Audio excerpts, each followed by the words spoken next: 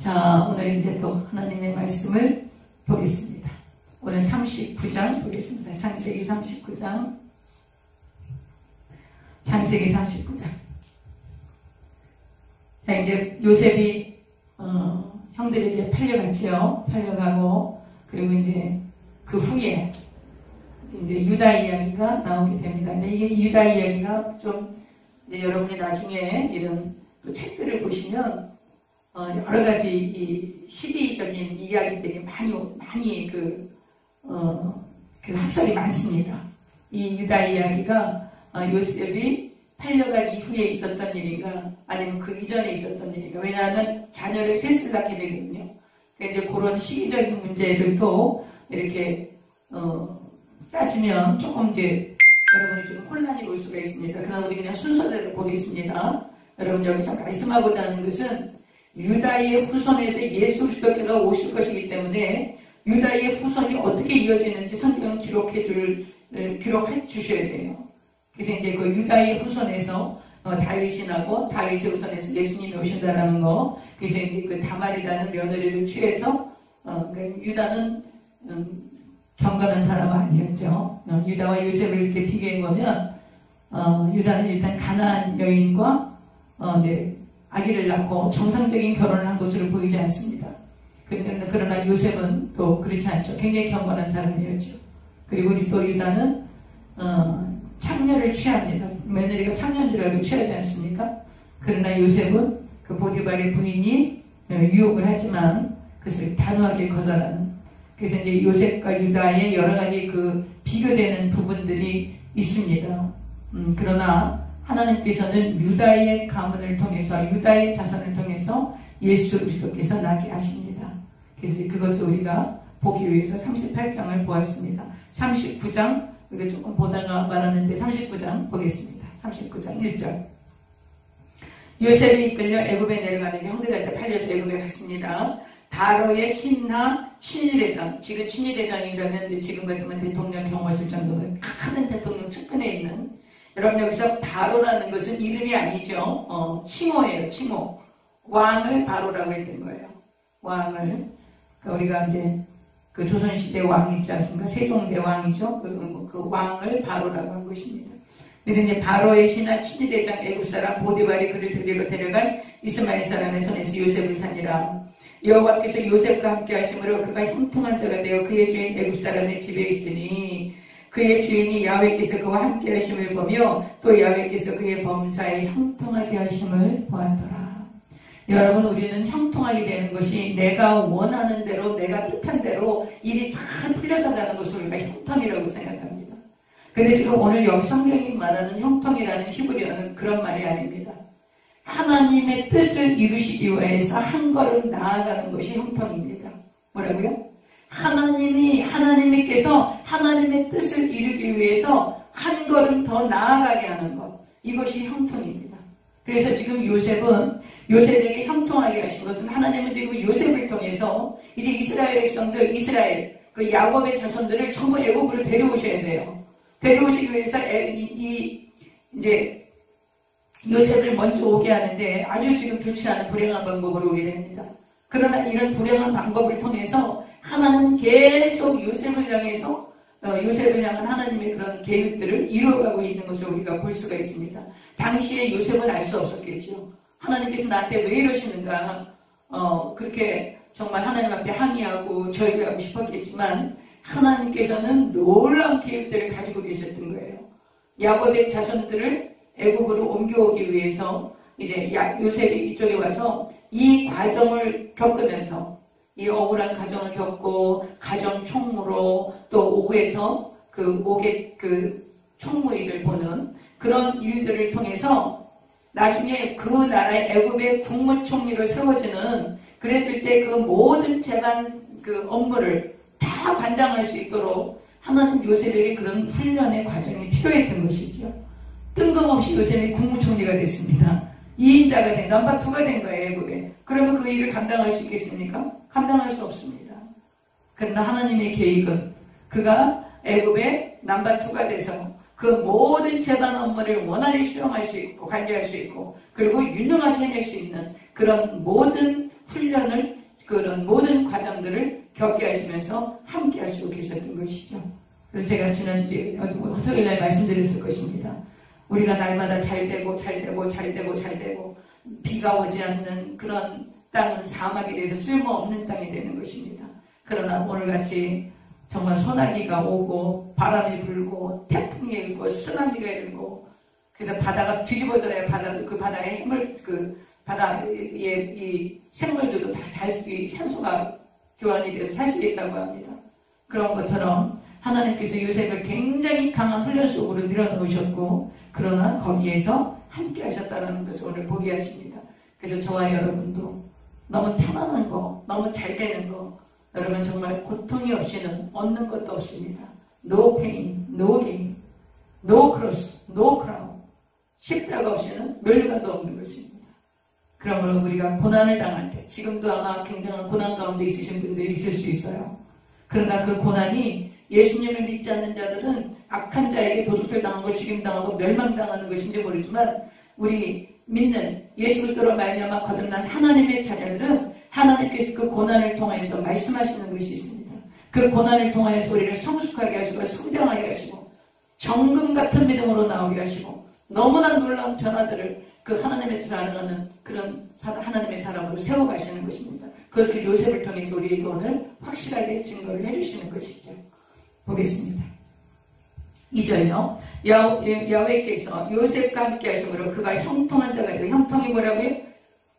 하나님의 뜻을 이루기 위해서 한 걸음 더 나아가는 거예요. 요셉과 그가 형통한 자가 되어 그의 주인 애굽 사람의 집에 있으니 그의 주인이 야훼께서 그와 함께 하심을 보며 또 야훼께서 그의 범사에 형통하게 하심을 보았더라. 이 종을 노예를 사왔는데 이 노예가 하는 걸 보니까 이 노예의 신이 그 당시에 이제 히브리 노예인 거죠. 이 요셉은 그 히브리 노예의 신이 함께하는 것을 주인이 보는 거예요. 요셉에게 무슨 일만 맡기면 이것이 막 흥황하고 잘 풀어지고 무슨 일이든지 잘 되는 것이죠. 아, 이 아이는 정말 특별한 아이구나. 이 아이의 신이 이 아이를 돌보는구나. 그거를 그 주인 보디발이 보게 되는 거죠. 저와 여러분에게 그런 은혜가 있습니다. 여러분 우리가 그런 은혜가 있는 자들이에요. 아이고 나는 안 그래. 그렇지 않습니다. 여러분과 내가 주의 말씀에 순종하고 하나님의 뜻을 따라갈 때 하나님 우리 사람들이 우리를 봅니다. 정말 예수 믿는 사람 저 사람 뭔가 다르네. 정말 예수 믿더니 뭐가 다르네. 이렇게 말씀합니다. 저와 여러분이 바로 그런 것입니다. 4절 요셉이 그의 주인에게 은혜를 입어 섬김에 아주 얼마나 기특하고 요셉이 이뻤겠습니까? 그 보디발의 눈에는. 그가 요셉을 가정 총무로, 그러니까 처음에 갔을 때는 아마 심부름 정도 하고 그랬겠지요? 그리고 허드렛 일 시키고, 그랬지만 이제 한 2, 3년 겪어보니까, 이 아이가 아주 탁월한 거예요. 가정 총무로 17살에 갔으니까 아마 가정 총무가 되려면 그래도 한 20세 정도는 돼야 되지 않겠습니까? 어쨌든 이제 가정 총무가 되었습니다. 그래서 자기의 소유를 다 그의 손에 위탁하니 그가 요셉에게 자기의 집과 그의 모든 소유물을 주관하게 한 때부터 그러니까 보디발이 요셉에게 모든 것을 맡긴 그 순간 그때부터 하나님께서 여호와께서 요셉을 위하여 그 애굽 사람의 집에 복을 내리심으로 여호와의 복이 그의 집과 밭에 있는 모든 소유에 미친지라. 여러분 복을 누가 주십니까? 하나님이 주십니다.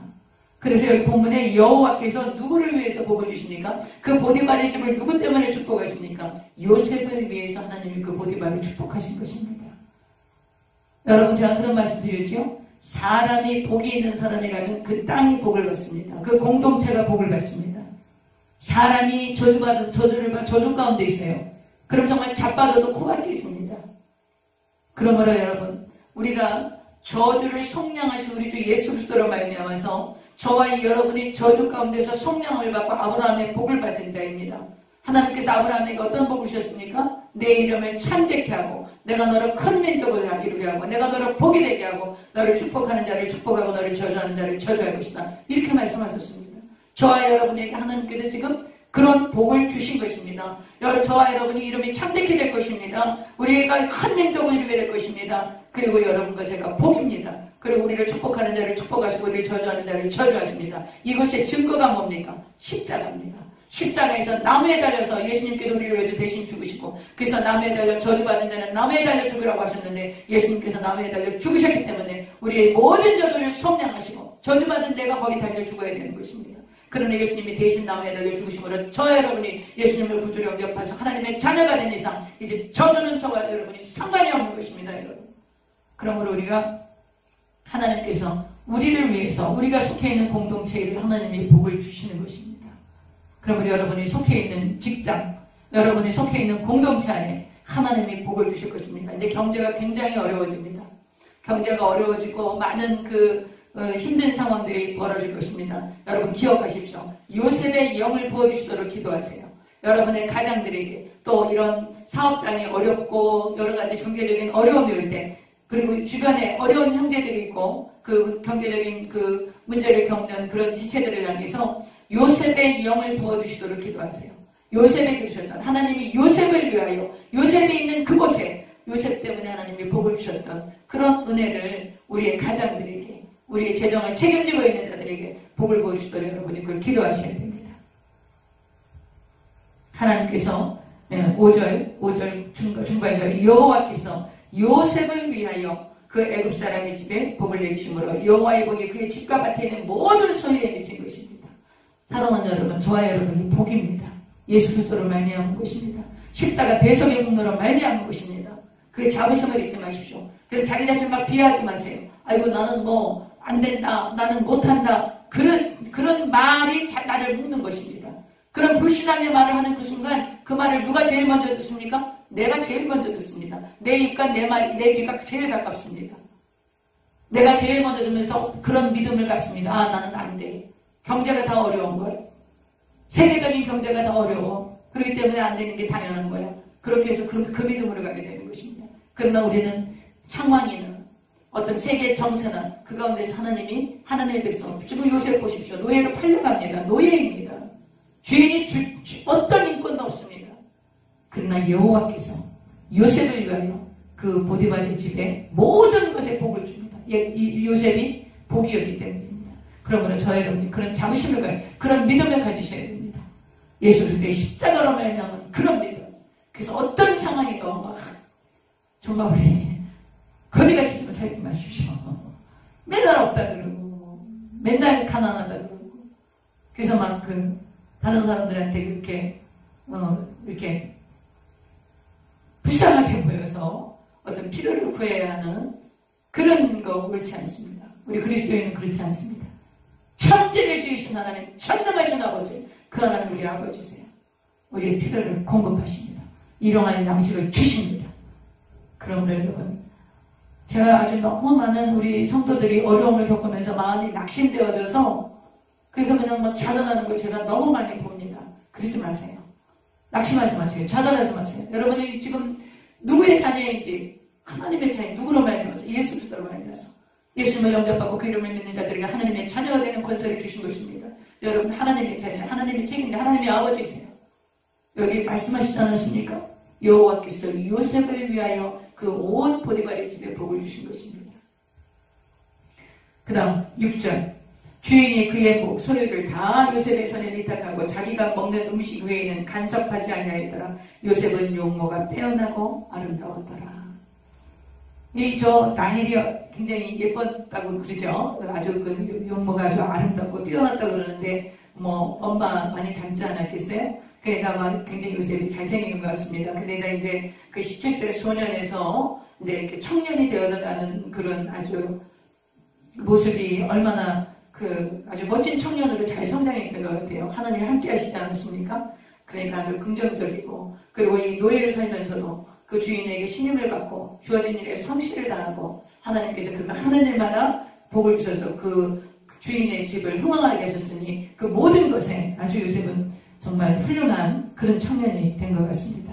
네, 보겠습니다. 또 7절 그 후에 그의 주인의 아내가 요셉에게 눈짓하다가 동치마리를 청하니 여러분 이 애국 문화가 이렇게 음란합니다. 아주 그 신들이 다 음란합니다. 신들이 다 음란한 건 왜 그랬습니까? 사람이 음란하기 때문에 음란한 신을 만드는 것입니다. 여러분 그리스 로마 신화가 왜 음란합니까? 사람들이 음란하니까 그런 신화를 만들어내는 것입니다. 그러나 우린 그렇지 않습니다. 하나님이 거룩하고 경건한 후손을 통해서 하나님의 나라를 세워가기를 원합니다. 그러므로 우리가 목표를 삼고 우리가 꿈꿔야 하는 것은 거룩입니다. 경건하고 거룩하게 살아가는 것. 여러분, 그것이 이 시대에 얼마나 우리가 이게 역행하는 삶을 살아야 되는지 몰라요. 이게 아주 굉장히 거꾸로 올라가는, 이 시대는 지금 거룩이라는 말 자체가 통하지 않습니다.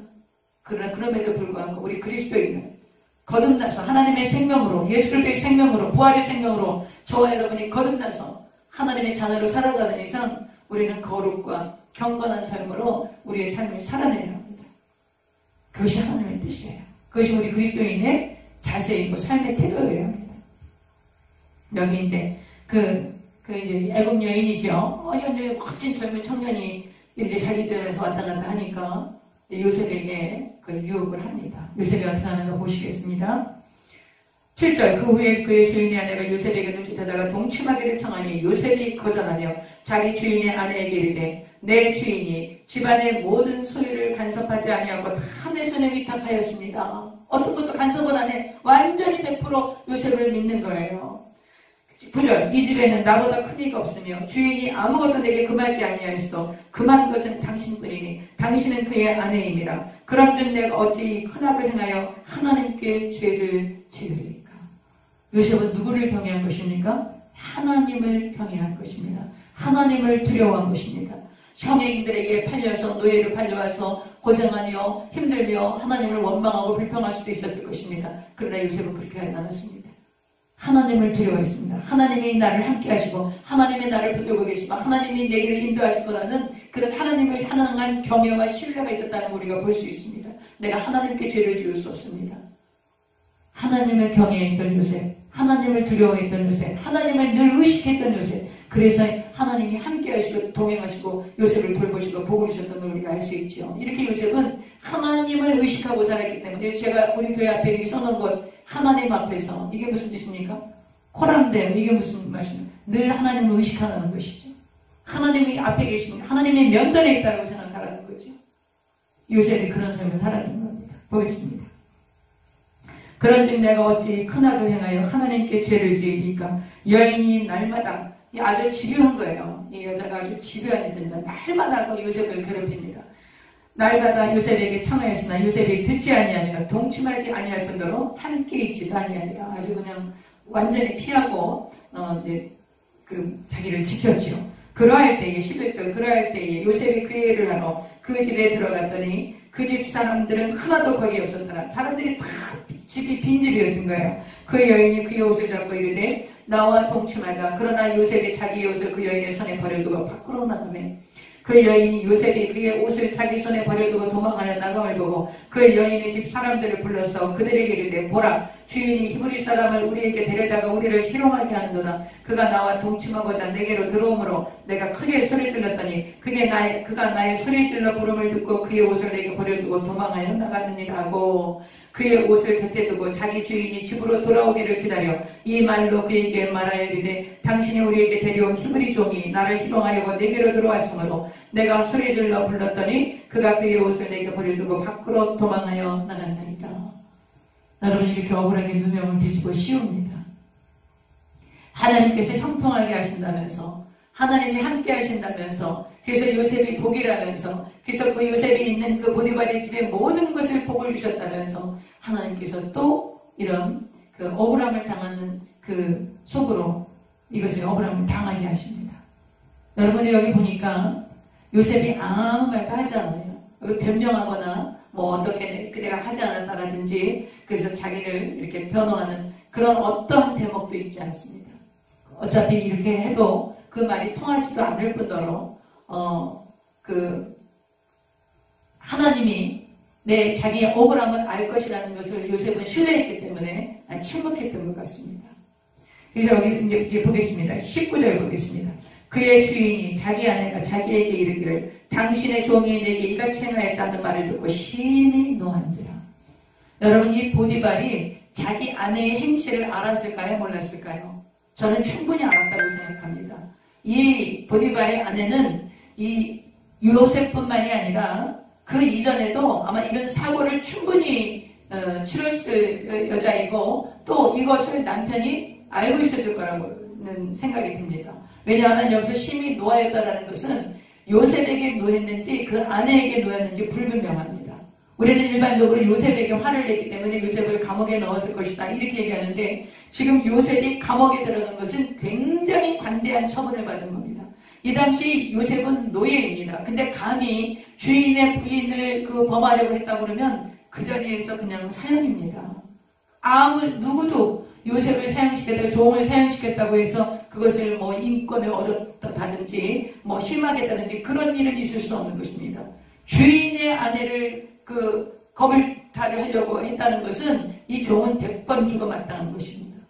그런데 이 보디발은 요셉을 가장 가벼운 판결을 내려서 정치범들이 들어가는 그런 감옥에 보냅니다. 오히려 그런 아내로부터 다시는 요셉에게 접근하지 못하도록 접근 금지 명령같이 그것을 아주 정치범들이 들어가는 그런 왕의 부하들이 들어가는 그런 감옥으로 이제 요셉을 보내게 됩니다.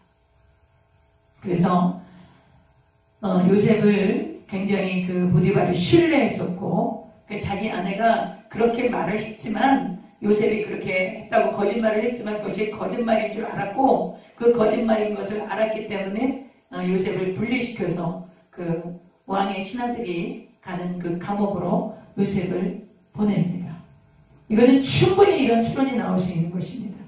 그 당시에 노예라는 것은 더더욱이 이런 상황에서 그 노예는 절대 살아남을 수 없습니다. 그런데 요셉을 살려서 또 정치범들이 들어가는 그런 감옥에 보냈다는 것은 아주 굉장히 관대한 처분을 한 것입니다. 그러니까 요셉이 보디발에게 신뢰를 받고 있었고 이 보디발은 요셉이 그렇게 할 사람이 아니라는 걸 알고 있었다는 것이지요. 여러분 우리가 사람과의 관계에서 신뢰를 받는 것이 이렇게 중요한 것입니다. 여러분 우리가 하나님과의 관계가 얼마나 좋은가는 사람과의 관계에서 나타납니다. 우리가 그러죠. 나는 하나님께 매일 기도하고 하나님께 묵상하고 하나님과의 관계가 굉장히 저 사람은 정말 기도도 많이 하고 그러니까 하나님과의 관계가 아주 좋아. 그래서 하나님하고 아주 친밀한 가운데 있어. 그걸 뭘로 나타냅니까? 매일 기도하고 매일 말씀 보고 이렇게 하면서 이렇게 나타납니까? 그렇지 않습니다. 하나님과의 관계는 누구를 통해 인간의 관계로 나타나는 것입니다. 그래서 요한일서에 그렇게 말씀하십니다. 요한이 여러분 요한은요 사도 요한은 제일 마지막까지 살아있던 사람이에요. 모든 제자들이 사도들이 다 순교합니다. 근데 마지막까지 살아서 제일 나중에 쓴 책들이 요한 1, 2, 3서인데 그런 건 아직 계시록을 쓰게 되죠. 요한일서에 보면 하나님은 사랑이시라고 쓰면서 하나님의 사랑에 대해서 쭉 기록해 놓습니다. 그러면서 하나님을 사랑하는 자는 눈에 보이는 형제를 사랑하지 않으면서 보이지 않는 하나님을 사랑할 수 없다고 얘기합니다. 여러분 하나님과의 좋은 관계를 가진 사람은 사람과의 관계가 좋습니다. 요셉은 하나님을 경외하고 하나님을 두려워했기 때문에 하나님을 정말 하나님께서 돌보시는 그런 은혜 가운데 있던 사람이었기 때문에 모든 관계가 좋았고 제일 먼저 주인에게 신뢰를 받은 거죠. 그래서 이런 사태가 벌어졌어도 죽이지 않고 아주 관대한 처분을 해서 요셉을 감옥에 보내는 그런 은혜를 입게 되는 것입니다. 여러분 우리가 정말 인간관계 속에서 인간관계에서 신의를 지키는 것, 의리를 지키고 서로 신뢰하고 그런 것이 너무나 중요합니다. 우리 너무 지금 그런 게 없어요. 배신을 밥 먹듯 합니다. 그런데 우리 그리스도인은 그러면 안 됩니다. 그러지 마십시다 우리. 하여튼 해서 이제 감옥으로 들어가게 됩니다. 자 보겠습니다. 20절 보겠습니다. 이에 요셉의 주인이 그를 잡아 옥에 가두니 그 옥은 왕의 죄수를 가져는 곳이었더라. 그러니까 아주 그냥 왕의 죄수는 전부 다 그냥 정치 수용소이기 때문에 그곳에 들어오는 사람들의 수준이 상당했지요. 그 당시 애굽은 패권 국가입니다. 가장 강한 나라예요. 그 당시에. 그렇기 때문에 애굽 왕 바로의 신하들이 오는 곳이라면 아주 수준이 있는 곳이었고, 또 그곳에 가서도 요셉은 이제 아주 하나님께 또 형통하게 하시는 복을 받습니다. 21절 야훼께서 요셉과 함께 하시고 그에게 인자를 더하사 간수장에게 은혜를 받게 하시며 억울하게 이제 누명을 뒤집어 쓰고 이 감옥에 들어왔지만 하나님께서 또 이 감옥에서 또 요셉을 통해서 하실 일이 있었던 것이죠. 이제는 좀 가정 총무가 아니라 이제 조금 이제 이 국제적인 이 패권 국가의 이런 그 정세, 그리고 이 모든 경제, 국가 경제와 이런 국가의 그 정치를 관할할 수 있는 그런 안목을 키우기 위해서는 이 훈련이 필요하셨던 거예요. 하나님을 보내신 겁니다. 그 당시에 요셉은 몰랐겠지만 나중에 하루 만에 국무총리가 됩니다. 넘버2가 됩니다. 그 어떻게 다 일을 감당합니까? 이런 훈련 과정이 있었던 것이지요. 그래서 여러분 요셉의 생애를 보시면서 내가 정말 이런 어려운 환경을 겪고 어려운 과정을 겪는데 하나님 나한테 왜 이러시나, 왜 내가 이렇게 어려운 환경을 겪고 이렇게 고단으로 나를 밀어넣으시나, 아니면 노예를 팔려는 것도 억울한데 이제 누명 쓰고 감옥으로 가고 하나님 나한테 왜 이러실까, 이런 우리가 그런 생각할 수 있습니다. 그러나 그런 과정을 하나님께서 여러분을 정금같이 여기시고 그 모든 고난과 역경의 과정들이 나중에 너무나 훌륭하게 쓰임받는 그런 하나님의 훈장들이 될 것입니다. 그러므로 여러분 고난과 역경 가운데서 이 가운데 하나님이 나와 함께 하신다는 신뢰를 가지세요. 믿음을 가지세요. 확실합니다. 제가 확신합니다. 여러분이 하나님의 자녀이면, 하나님 예수 그리스도의 보배로 피로 구원받은 하나님의 자녀이시면 여러분이 겪는 고난과 그런 슬픔과 눈물과 그런 어떤 사망의 음침한 골짜기를 지나고 계십니까? 거기 하나님께서 반드시 함께하고 계시고요. 그것을 통해서 하나님 여러분에게 굉장히 놀라운 일들을 깨닫게 하시고 성숙하게 하시고, 그리고 그것은 나중에 수많은 사람들을 살리는 그런 거룩한 능력이 될 것입니다. 제가 확신합니다. 성경을 보십시오. 요셉의 생애. 요셉뿐만이 아닙니다. 성경에 수많은 하나님의 사람들이 그 누구도 평탄한 길을 가지 않았습니다. 그러나 평탄하지 않은 길 속에 하나님이 함께 하셔서 하나님이 그들을 통하여 행하시는 일들을 깨닫게 하시고 그것을 지금 우리가 보게 하셔서 우리에게도 역시 동일하게 행하시는 주님이시라는 것을 우리가 기대하고 이 시련과 연단과 고난을 넉넉히 이길 수 있도록 이 증거를 우리에게 주신 것입니다. 보겠습니다. 22절 간수장이 옥중 죄수를 다 요셉의 손에 맡기고, 이게 또 죄수를 관리하는 거예요. 죄수가 요셉의 손에 맡기고 그 재반 사물을 요셉이 처리하고 간수장은 그의 손에 맡긴 것을 무엇이든지 살펴보지 아니었으니 요셉이 얼마나 일을 잘했는지 이렇게 한번 맡겨놓으면 끝까지 완벽하게 일을 처리하는 거예요. 아주 뭐 다시 손댈 일이 없을 정도로. 여러분 얼마나 좋아하겠습니까? 여러분이 만약에 어떤 CEO가 되거나 여러분이 어떤 그 리더가 돼서 사람이 필요해요. 그런데 그 필요한 사람이 들어왔는데 이렇게 완벽하게 일을 해준다는 건 얼마나 좋겠습니까? 여러분이 이런 사람을 만나는 건 정말 복입니다. 여러분이 이런 사람이 되어주셔서 복이 되셔서 여러분이 복을 나눌 뿐만 아니라 여러분이 가는 곳곳마다 그 공동체 안에 복이 임하고 모든 것이 형통하게 되어지는 그런 하나님의 자녀라는 것을 잊지 마십시오. 이미 우리가 복입니다, 여러분. 그 다음 보겠습니다. 이는 여호와께서 요셉과 함께 하심이라. 여호와께서 그를 범사에 형통하게 하셨더라. 여러분 형통하게 하신 게 뭐라고요? 하나님의 뜻을 이루기 위해서 한 걸음 더 나아가게 한 거, 이것이 하나님의 형통인 거예요. 그냥 막 자기 마음대로 막 잘 되는 거, 그게 형통이 아닙니다. 하나님의 뜻을 이루기 위해서 한 걸음씩 나아가게 하시는 그것이 바로 이 히브리 말이 말씀하시는 형통인 것입니다.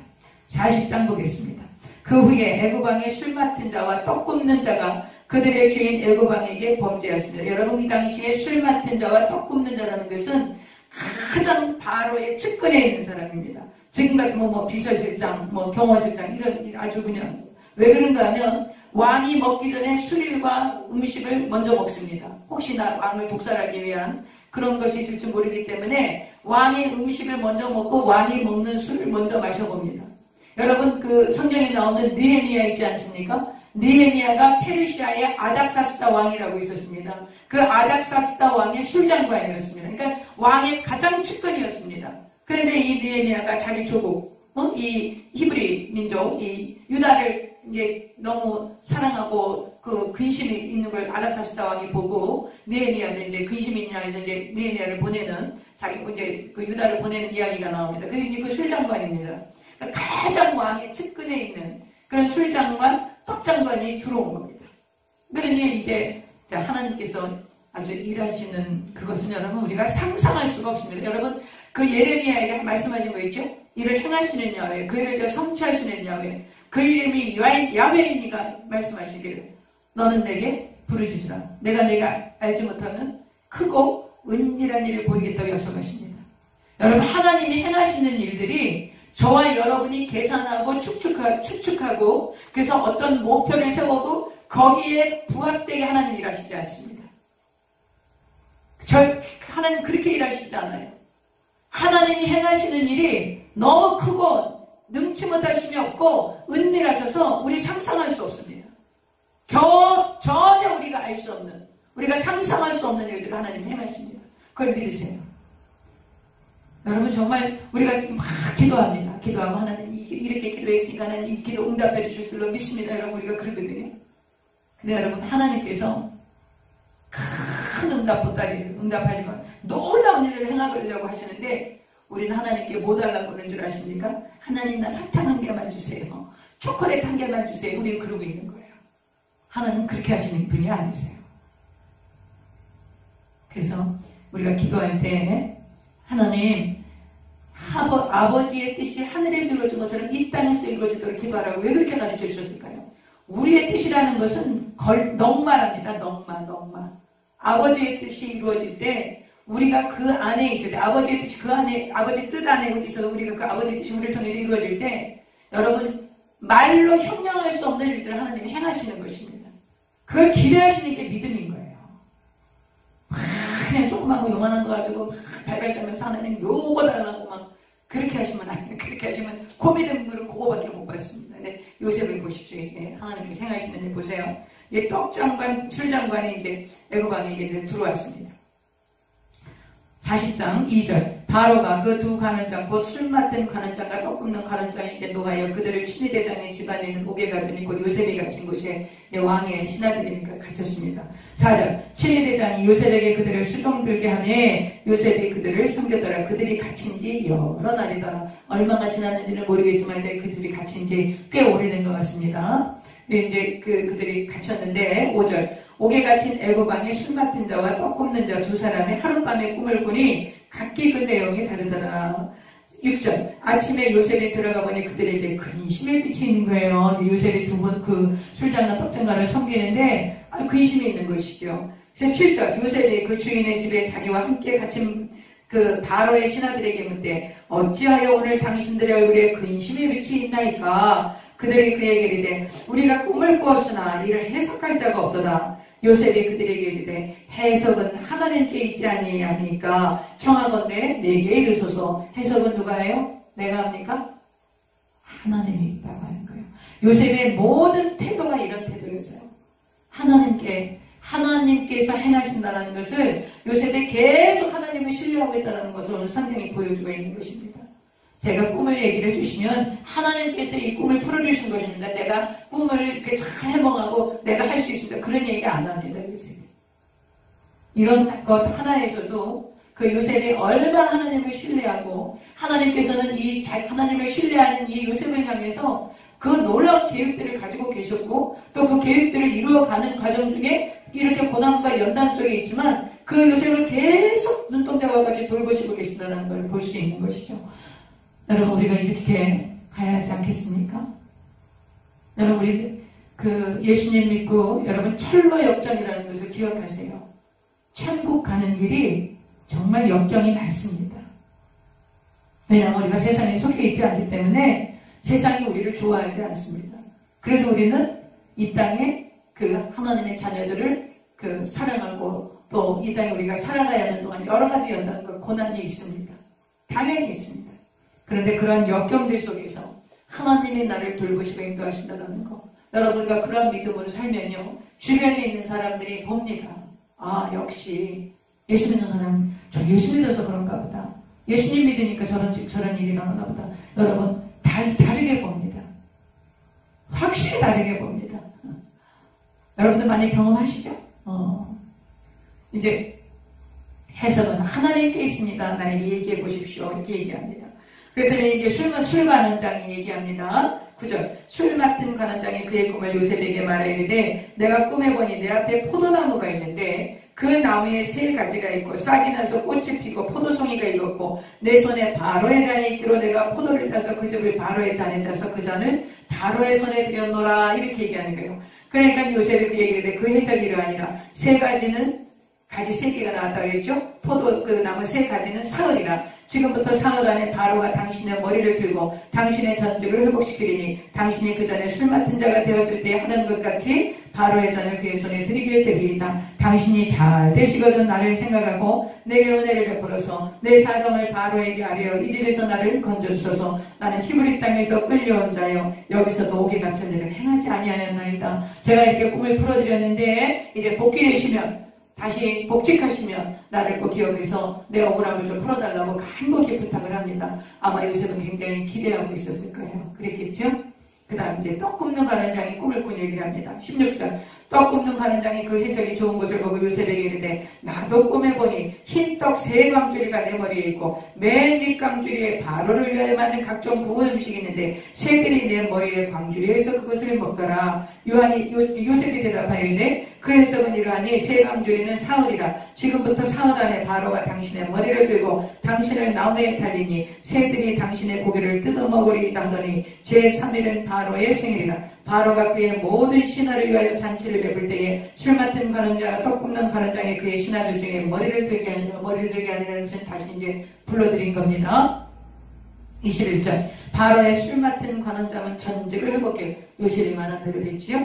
그가 잔을 바로의 손에 받들어 드렸고 22절. 떡 굽는 관원장은 매달리니 요셉이 그들에게 해석함과 같이 되었으나 23절. 우리 한번 같이 읽을까요? 지금 계신 곳에서 같이 읽겠습니다. 시작. 술 맡은 관원장이 요셉을 기억하지 못하고 그를 잊었더라. 여러분, 이 술 맡은 관원장이 요셉의 그 간절한 부탁을 잊어버린 것은 왜 그랬을까요? 하나님께서 잊어버리게 하셨죠. 왜요? 아직 때가 안 된 거예요. 지금 이 술 맡은 관원장이 그것을 기억하고 바로 왕에게 이야기해서 요셉을 풀어주면 요셉은 이방 땅에서 애굽에서 그냥 감옥에서 풀려진 한 청년으로 살다가 어떻게 됐을지 모를 거예요. 그것은 하나님의 계획이 아니셨습니다. 하나님의 계획은 요셉을 애굽의 권력자로 만들어서 모든 야곱의 가족들이 애굽으로 이주할수록 하시는 것이 하나님의 계획이셨죠. 그러나 지금 우리는 종 끝을 알기 때문에 내용을 알기 때문에 우리가 이것을 얘기할 수 있지만 당시에 요셉은 어땠을까요? 너무 마음이 답답하고 섭섭했죠. 여러분 41장 보시면 만 2년 후에 이렇게 됩니다. 그 2년이라는 세월을 요셉이 어떻게 보냈을까요? 오늘일까? 내일일까? 그 술 맡은 관원장이 사람을 보내서 나를 여기서 풀어줄 날이 얼마나 그 2년이 20년같이 여겨졌을까요? 아마 이제 이 2년이 지났다 그랬는데 이 2년이 지난 후에는 포기했을 거예요. 아, 끝났구나. 이 사람이 그냥 자기가 나가서 자기가 복직되고 나서 그리고 그냥 자기 감옥에 있던 히브리 이런 청년, 이 청년 하나쯤은 뭐 그냥 아무것도 아니다 라고 생각하고 이제 나는 이 감옥에서 이제 영원히 있을 수밖에 없구나. 그렇게 포기했을 것입니다. 근데 그때 하나님이 일하시는 것이죠. 여러분, 우리가 신앙생활 할 때 굉장히 이런 일들이 많습니다. 하나님께 간절히 기도합니다. 응답을 받습니다. 하나님의 응답하셨어요. 이렇게 하겠다고 하셨어요. 그래서 막 마음의 기쁨이 충만해서 이제 환경으로 돌아옵니다. 환경이 바뀌었습니까? 전혀 안 바뀌었습니다. 뭐 사람이 달라졌습니까? 어떤 뭐 손바닥만한 구름이 보입니까? 전혀 안 보입니다. 그런데 응답하셨다는 거예요. 내가 그 일을 행할 거라고 말씀하시는 거예요. 근데 전혀 안 보이는 거예요. 그때 어떻게 합니까? 기다리셔야 합니다. 기다리셔야 합니다. 제가 잠깐만 제 얘기를 하겠습니다. 저희 가정이 굉장히 불신앙하는 가정입니다. 아무도 예수님을 믿지 않았습니다. 저 혼자 예수님을 믿었습니다. 근데 저희 가정이 굉장히 불행한 사태가 벌어져서 가족들 중에 어떤 분이 갑자기 돌아가시는 사고가 생겨나고 제가 근데 그것을 계기로 해서 가족 구원을 위해서 기도를 했습니다. 그래서 이제 부모님이 예수님을 안 믿기 때문에 부모님 형제들을 위해서 기도하는 중에 저는 확실하게 응답을 받습니다. 아주 정말 확실하게 내가 너의 부모님과 너의 형제들을 내가 구원할 것이다. 여러분 대부분 영혼 구원에 대한 기도는 하나님께서 확실하게 응답 주신다고 저는 믿습니다. 그래서 저는 그렇게 확실하게 응답을 받았기 때문에 금방 구원해 주실 줄 알았습니다.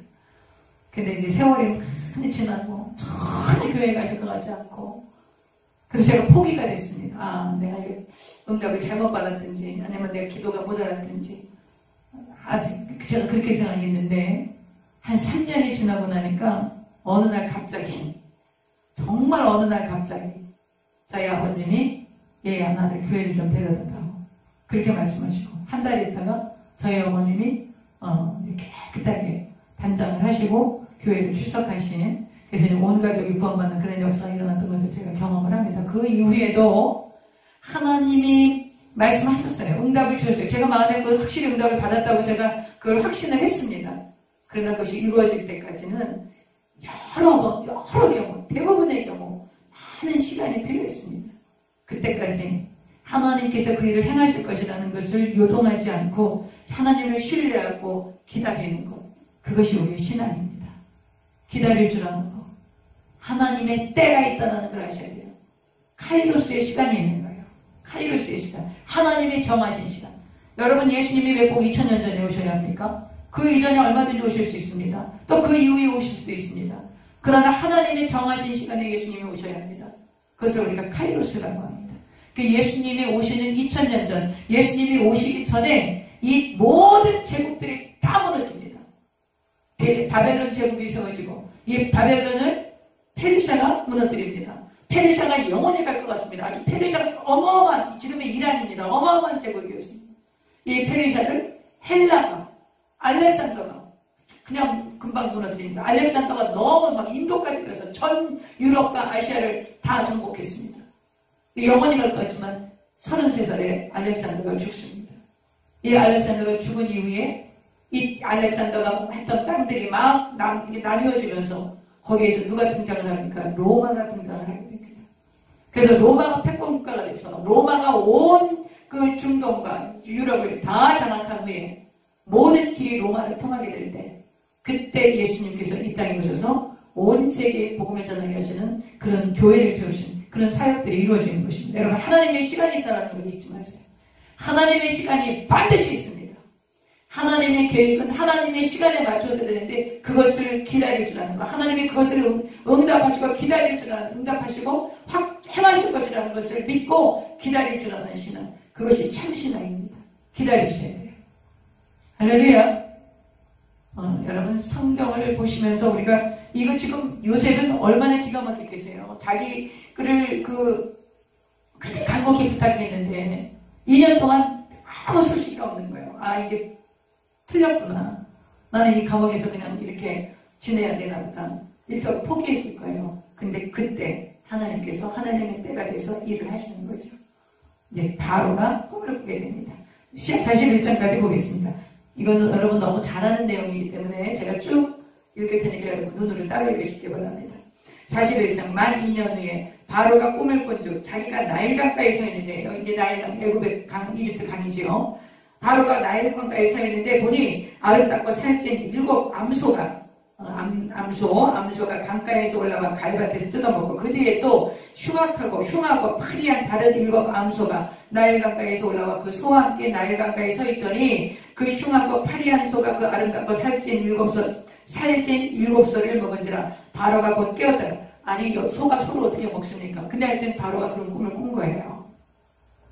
또 다시 5절 다시 잠이 들어 꿈을 꾸니 한 줄기에 무성하고 충실한 7 이삭이 나오고 그 후에 또 가늘고 동풍에 마른 7 이삭이 나오더니 그 가늘 7 이삭이 무성하고 충실한 7 이삭을 삼킨지라 바로가 깬 꿈이에요. 이런 꿈을 꾼 거예요.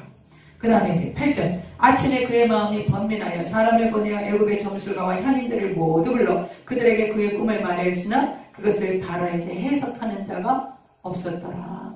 이제 드디어 요셉의 등장이 이루어지는 거죠. 자, 하나님께서 얼마나 하나님의 섭리, 하나님의 경륜을 지금 여러분은 보고 계신 것입니다. 여러분과 저의 생애에도 하나님 지금 이런 경륜으로 이런 섭리를 행하고 계시다는 걸 잊지 마시고 여러분 하나님을 기다릴 줄 알고 하나님을 신뢰하고 하나님 행하실 놀라운 일들을 기대하십시오. 보겠습니다. 9절 술 맡은 관원장이 바로에게 말하기를 내가 오늘 내 죄를 기억하나이다. 바로께서 종들에게 놓아서 나와 떡 굽는 관원장을 춘희대장의 집에 가두셨을 때에 나와 그가 하룻밤에 꿈을 꾼 감옥에 있었던 일을 얘기하는 것이죠. 각기 뜻이 있는 꿈이라. 그곳에 춘희대장의 종된 히브리 청년이 우리와 함께 있게 우리가 그에게 말하되 그가 우리의 꿈을 풀되 그 꿈대로 각 사람에게 해석하더니 그 해석한 대로 나는 복직되고 그 떡관장은 매달려서 죽었다는 이 얘기를 왕에게 하는 것이죠. 14절 이에 바로가 사람을 보내어 요셉을 부르매 그들이 급히 그를 옥에서 내놓은지라 요셉이 그 수염을 깎고 그의 옷을 갈아입고 바로에게 들어가니 얼마나 그 감옥에서 초췌했겠습니까? 이제 왕을 아련해야 되기 때문에 이제 요셉의 용모를 이제 아름답게 갖고 놓았습니다. 16절 요셉이 바로에게 대답하이르되 내가 아니라 하나님께서 바로에게 편안한 대답을 하시리이다. 누가 했어요? 하나님께서. 나의 하나님. 여러분이 히브리 노예의 하나님, 히브리 노예 하나님 무슨 이 바로 왕이 볼 때 힘이 있겠어요. 그러나 요셉은 내가 하는 게 아니라 하나님께서 이 꿈을 풀으실 겁니다. 분명하게 하나님 행하신다는 것을 고백을 하는 거죠. 여러분 우리 특별히 지금 우리 이 젊은 지체들이 이것을 보면 범사에 하나님께서 행하시고 그렇게 계시다는 것을 잊지 마세요. 우리가 이렇게 나이를 먹으면요 지난 세월에 다 하나님이 하셨구나 그걸 깨닫게 돼요. 나이를 먹으니까 좋은 것이 하나 있어요. 여러 가지 좋은 점이 많습니다.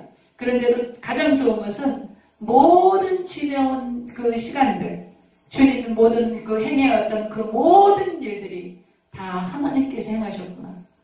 좋았던 것도 나빴던 것도 슬펐던 것도 기뻤던 것도 그 모든 것들을 하나님께서 다 인도하셨구나. 그걸 깨닫게 되더라고요. 근데 요즘은 아주 이제 30살밖에 안 된 젊은 청년이지 않습니까? 근데 이제 이 젊은 청년이 하나님이 하십니다. 이렇게 고백을 합니다. 보겠습니다. 16절 같이 읽어요, 여러분. 요셉이 바로에게 대답하여이르되 내가 아니라 하나님께서 바로에게 편안한 대답을 하시리이다. 이렇게 얘기합니다. 17절 바로가 요셉에게 이르되 요셉에게 내가 꿈에 나일강가에 서서 보니 살지고 아름다운 7 암소가 나일강가에 올라와 발밭에서 쏟아오고 자기 꿈령을 다시 하는 것이죠. 그 뒤에 또 약하고 심히 흉하고 파리한 7 암소가 올라오니 그같이 흉한 것들은 애굽 땅에서 내가 아직 보지 못한 것이라. 그 파리하고 흉한 소가 처음에 7 살찐 소를 먹었으나 먹은 듯 하지 아니하고 여전히 흉하더라. 내가 곧 깨었다가 다시 꿈에 보니 한 줄기에 무성하고 충실한 7 이삭이 나오고 또 그 후에 가늘고 동풍에 마른 7 이삭이 나더니 그 가는 이삭이 좋은 7 이삭을 삼키더라. 내가 그 꿈을 점술가에게 말하였으나 그것을 내게 풀이해주는 자가 없느니라. 25절 요셉이 바로에게 아뢰되 바로의 꿈은 요셉에게 바로 왕에게 말씀드리죠. 바로의 꿈은 하나라. 그리고 2개 꿈이 하나라는 거예요. 하나님이 그가 하실 일을 바로에게 보이신 것입니다. 26절 7 좋은 암소는 7회요 7 좋은 이삭도 7회니 그 꿈은 하나입니다. 27절 그 위에 올라온 파리하고 흉한 7소는 7년이요 동풍에 말라 속이 된 7 이삭도 7회 흉년입니다. 그 다음 28절 내가 바로에게 이르기를 하나님이 그가 하실 일을 바로에게 보이신다 함이 이것이라. 온 애굽 땅에 7회 큰 풍년이 있겠고 후에 7회 흉년이 들므로 애굽 땅에 있던 풍년을 다 잊어버리게 되고 이 땅이 그 기근으로 망하리니 후에 든 그 흉년이 너무 심함으로 이전 풍년을 이 땅에서 기억하지 못하게 되리이다. 바로께서 꿈을 2번 겹쳐 꾸신 것은 하나님이 이 일을 정하셨습니다. 하나님이 속히 행하시리니 이제 바로께서는 명철하고 지혜 있는 사람을 택하여 애굽 땅을 다스리게 하시고 바로께서는 이같이 행하사 나라 안에 감독관들을 주어 그 7해 풍년에 애굽 땅에 5분의 1을 거두되 그들로 장차올 풍년의 모든 곡물을 거두고 그 곡물을 바로의 손에 돌려 양식을 위하여 각 성읍에 쌓아두게 하소서. 이와 같이 그 곡물을 이 땅에 저장하여 애굽 땅에 임한 7해 흉년에 대비하시면 땅이 이 흉년으로 말미암아 망하지 아니하리이다. 이 왕이 꾼 꿈을 해결하고 이렇게 근사한 해결책을 낼 수 있었던 것은 여러분 요셉이 뭐 하나님의 특별한 지혜를 갑자기 받아서 이렇게 지혜를 냈을까요? 그렇지 않은 거예요. 가정총무로 한 3년 동안 지낸 것 같습니다. 그리고 감옥에서 거의 10년 이상을 보낸 거예요. 그 바로가 그 떡관원장, 술관원장의 꿈을 해결해 줬을 때 이 요셉의 나이가 한 28살쯤 된 것 같습니다. 왜냐하면 2년 뒤에 지금 이제 30살이 되었을 때 이제 총리로 임명이 되는 것이기 때문에 그 술관원, 떡관원의 꿈을 해몽해 줬을 때가 28살로 봅니다. 그리고 감옥에 있었던 것을 적어도 한 8년 정도를 볼 수 있습니다. 8년 정도 감옥에 있었어요. 무슨 희망이 있었겠습니까? 그 당시에 노예로서 감옥에 들어갔는데 그냥 감옥에서 제발 사문화 보면서 조금 일반 죄수보다는 자기가 할 일이 있었으니까 좀 대우를 받았을지 모르지만 아무 희망도 가질 수가 없었던 것입니다. 그런데다가 그 술관원장에게 부탁을 했지만 그 사람 나가서 잊어버려서 2년 동안, 그래서 거의 10년간을 그 감옥에 있으면서 요셉이 어떤 희망도 가질 수 없었지만 그 감옥에 있는 모든 재반 업무를 굉장히 성실하게 했던 거예요. 여러분 요셉의 이 성실함, 그리고 자기에게 주어진 일에 대해서 충성되게 행한 것, 이것이 결국 그 당시 가장 패권과 가장 강대국인 애굽의 넘버2가 되게 되는 그런 하나님의 그 강훈련이었던 것이죠. 이 요셉의 바로의 꿈을 해석하면서 해결책을 딱 내놓습니다. 그것이 금방 됐을까요? 그렇지 않죠. 13년의 그 훈련 과정이 이제 이 거대한 제국의, 이 거대한 나라의 이 살림을 책임질 수 있는 그런 아주 저력 있고 능력 있고 지혜로운 그런 하나님의 사람으로 하나님께서 요셉을 만들어 가시고 빚어가신 것이죠. 보겠습니다. 37절 바로와 그의 모든 신하가 이 일을 좋게 여긴지라. 얼마나 좋게 여겼는지, 야 정말 탁월하구나. 무릎을 치면서 아주 굉장히 그 요셉의 지혜를 경탄을 했겠죠. 38절 바로가 그의 신하들에게 이르되 이와 같이 하나님의 영에 감동된 사람을 우리가 어찌 찾을 수 있으리요. 이 바로가 요셉이 하나님의 영에 감동된 것을 알아보나요? 여러분 이렇게 여러분이 고난 연단받는 이 모든 것들이 나중에 하나님의 영광을 나타내는 거룩한 훈장이 된다는 사실을 기대하십시오. 여러분 정말 기대하세요. 그래서 여러분 고난 중에 있을 때 그 어려움과 힘든 가운데 있을 때 하나님 나한테 왜 이러시냐고 때로는 통곡하고 절규하지만 그거 하나님께서 그때 그렇게 그래 내가 이거 좀 고만하면 그렇게 하지 않으십니다. 얘야 마음껏 울어라. 마음껏 외치거라. 괜찮다. 내가 너를 안고 가고 있다. 내가 너를 함께하고 있어. 내가 너를 붙들고 있지 않니? 네가 지금 사망의 음침한 골짜기를 가고 있지만 내가 너와 함께하고 있는 거야. 두려워하지 마라. 놀라지 마라. 내가 너를 통해서 행할 일이 너무나도 기이하다. 기대하거라. 이렇게 말씀하시는 거예요. 그 일을 막 당장 없애주시지 않고요. 그 음성을 들으십시오, 여러분. 그렇게 말씀하십니다. 여러분, 주의 종들이 거저되지 않습니다. 정말 하나님이 이런 걸 일일이 다 겪게 하십니다. 그래서 확신하고 얘기하는 겁니다. 제가 겪지 않고 저희 종들이 겪지 않았으면 어떻게 얘기하겠습니까? 지금도 하나님께서 그런 기대를 갖게 하시고 또 아직도 하나님께서 행하실 일들이 있다고 말씀하시는 그런 여러 가지들이 있습니다. 여러분에게 그런 동일한 은혜가 있으십니다. 하나님의 영에 감동된 사람 우리가 어떻게 찾을 수 있겠는가? 그리고 감동합니다. 그렇게 감탄을 합니다. 바로가. 39절 요셉에게 이르되 하나님이 이 모든 것을 내게 보이셨으니 너와 같이 명철하고 지혜 있는 자가 없도다. 너는 내 집을 다스리라. 내 백성이 다 내 명령에 복종하리니 내가 너보다 높은 것은 내 왕자뿐이라. 그러니까 내가 왕인 거 외에는 자네가 모든 이제 권한을 가져가 너가 들어주는 거지요.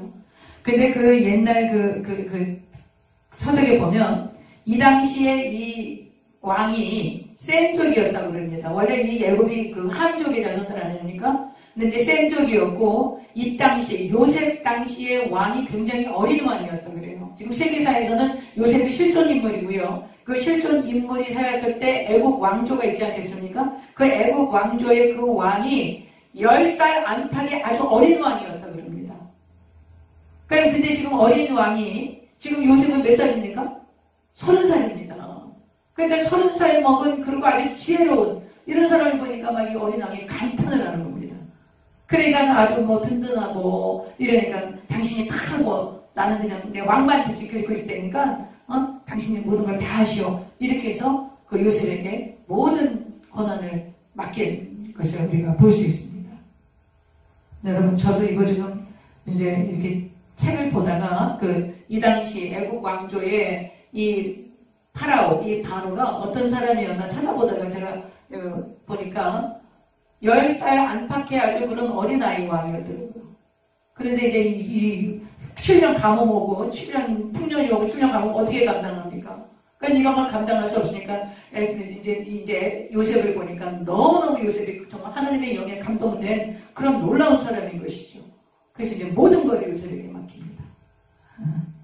자.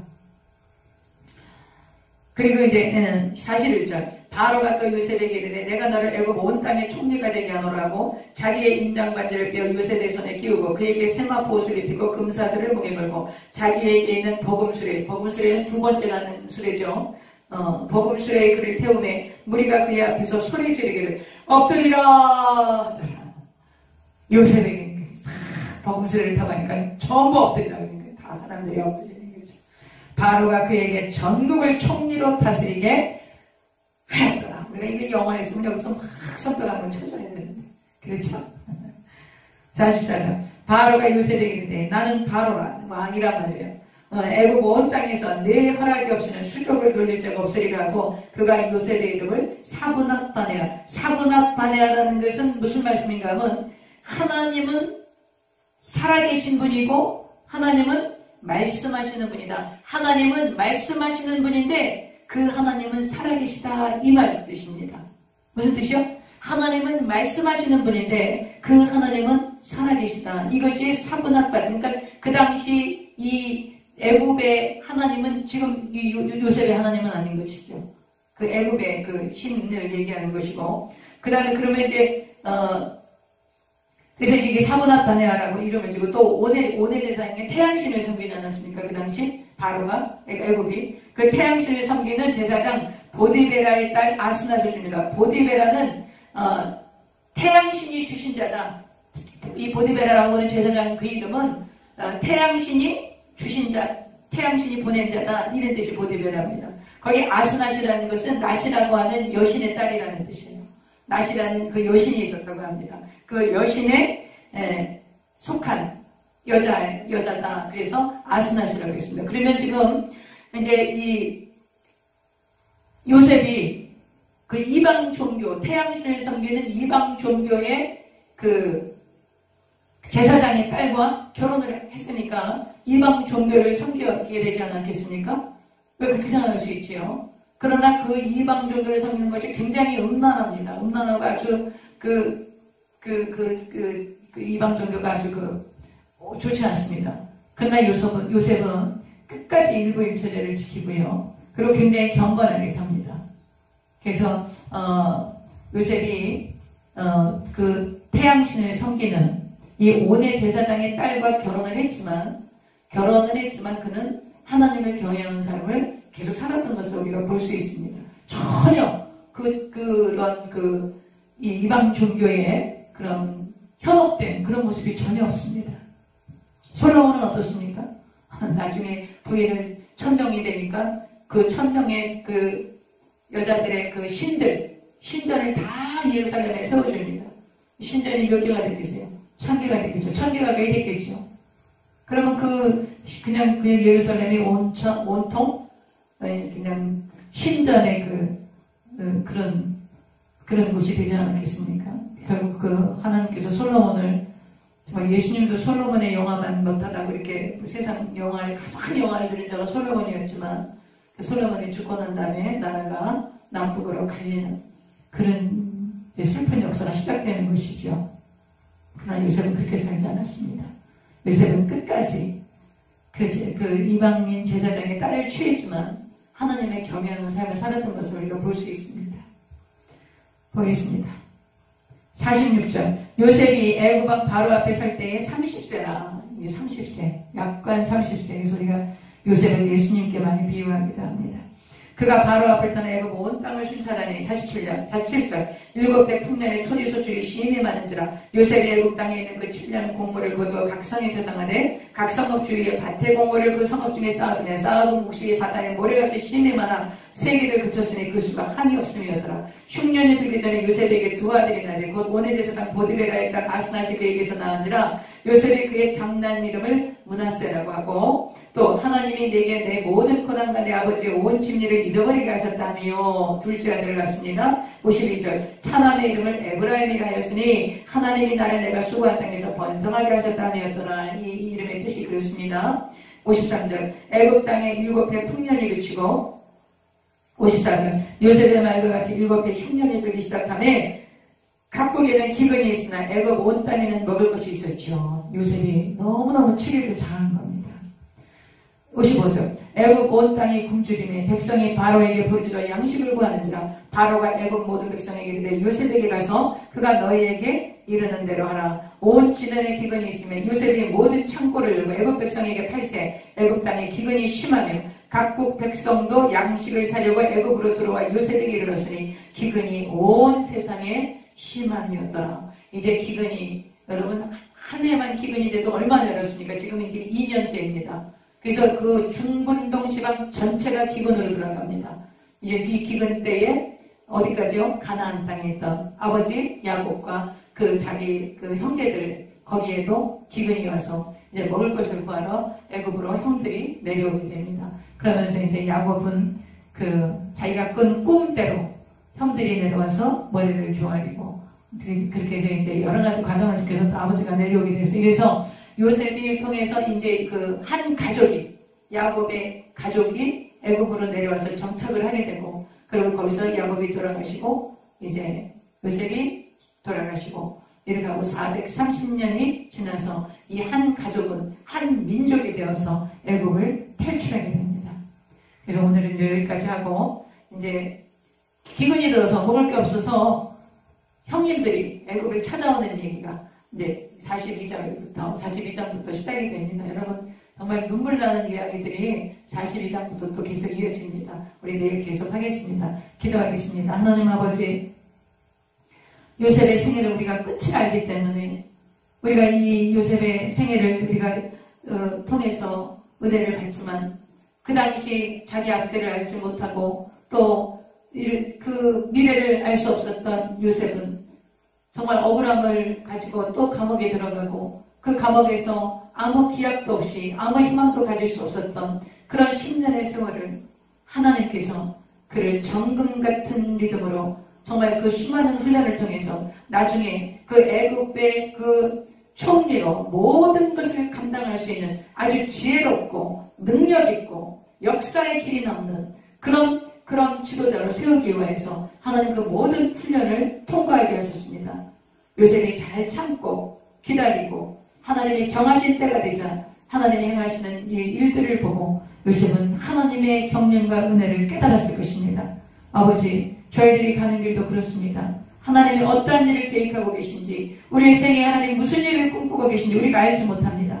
그러나 하나님 살아계시고 우리의 생애를 정금 같은 믿음으로 세우시기 위해서 수많은 연단과 훈련과 고난을 통과하게 하실 때 우리가 하나님이 행하실 일들을 기대하고 잘 견디고 기도하며 하나님을 사랑하고 변질되지 않는 믿음으로 서서 주님을 기대할 때에 우리 생애 가운데 놀라운 일을 행하시는 주님을 경험하게 되고 만나게 될 것이고 우리의 고난과 슬픔과 역경들은 수많은 사람들을 살리는 그런 아름다운 훈장이 될 것입니다. 그러므로 고난 가운데 있는 모든 지체들을 격려해 주시고 이 말씀으로 붙들어 주시고 하나님의 때가 이르기까지 인내하고 참고 이 모든 것을 통과하면서 하나님이 가르치시는 것들을 하나하나 차근차근 배워서 아버지 우리의 삶에 하나님의 영광이 풍성하게 나타나도록 이 모든 지체들을 축복하여 주시옵소서. 예수님의 이름으로 기도드립니다. 아멘. 할렐루야. 감사합니다. 우리 또 내일 42장부터 시작하겠습니다. 우리 여러분 그냥 주무시지 말고 좀 기도하시면 좋겠습니다. 할렐루야. 내일 보겠습니다. 내일 다시 합니다.